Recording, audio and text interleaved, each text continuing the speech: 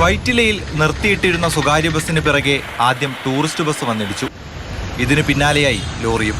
രാവിലെ 7 മണിക്കാണ് വൈറ്റിലയിൽ ദേശീയപാതയിൽ ഇത്തരത്തിലൊരു അപകടമുണ്ടായതും. ഈ ബസ്സിൻ്റെ ഡ്രൈവർക്ക് സംഭവിച്ച ഒരു ചെറിയ അശ്രദ്ധയാണ് ഈ അപകടമുണ്ടാക്കിയത്.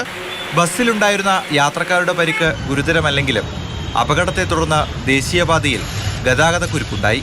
കോഴിക്കോട് താമരശ്ശേരിയിൽ നിയന്ത്രണം വിട്ട കാർ മതിലിലിടിച്ച് 5 പേർക്ക് പരിക്കേറ്റു. താമരശ്ശേരി മൃഗാശുപത്രിക്ക് സമീപം അർദ്ധരാത്രിയോടെയായിരുന്നു അപകടം.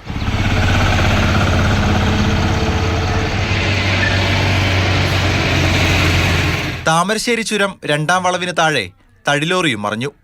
വയനാട്ടിൽ നിന്ന് ചുരം ഇറങ്ങി വന്ന ലോറി ബ്രേക്ക് നഷ്ടപ്പെട്ട് മറിയുകയായിരുന്നു. ലോറിയിലുണ്ടായിരുന്നവർ നിസ്സാര പരിക്കുകളോടെ രക്ഷപ്പെട്ടു.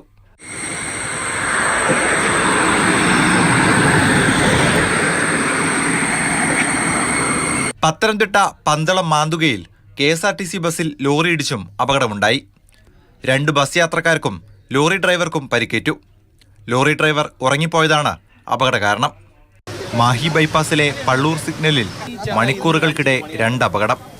മാഹിയുടെ ഭാഗമായ പള്ളൂരിൽ മാത്രം ഒരു സിഗ്നൽ കാണാം. ചേട്ടാ, ഇവിടെ സ്ഥിരം ഒരു അപകടമുണ്ട്. ഇവിടെ ഇന്ന് പൊലച്ചക്ക് വരെ ഒരാൾ മരണപ്പെട്ടു വണ്ടി അടിച്ചിട്ട്. ഇവിടെ ഒരു പോലീസ് ട്രാഫിക്കിലില്ല. വിവിധ ബ്യൂറോകൾക്കൊപ്പം ന്യൂസ് ഡെസ്ക് മാതൃഭൂമി ന്യൂസ്.